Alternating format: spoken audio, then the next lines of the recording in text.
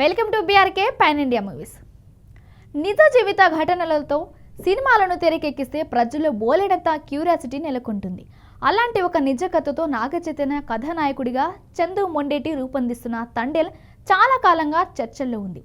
ఈ సినిమా దయాది దేశం పాకిస్తాన్ జైల్లో మగ్గిన భారతీయ మత్స్యకారుని కథ.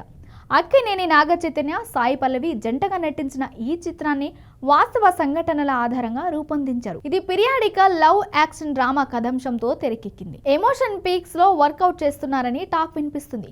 ఈ చిత్రం ఫిబ్రవరి 7న గ్రాండ్ రిలీజ్ కు సిద్ధమవుతుంది.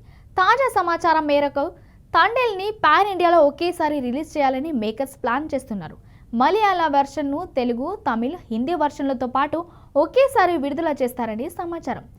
దీనిపై త్వరలోనే అధికారిక ప్రకటన వెలువడే అవకాశం ఉంది. తండేల్ ట్రైలర్ కోసం అక్కినేని ఫ్యాన్స్ ఎంతో ఎగ్జైట్ గా వేచి చూస్తున్నారు.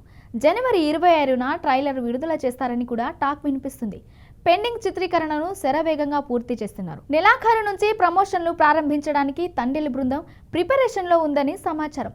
హిందీలోనే రిలీజ్ చేస్తున్నారు గనుక నాగచైతన్య తన సినిమాను ముంబైతో సహా పలు ఉత్తరాది నగరాల్లో ప్రమోట్ చేసే వీలుంది. అల్లు అరవింద్ సమర్పణలో బన్నీవాస్ ఈ చిత్రాన్ని నిర్మిస్తున్నారు.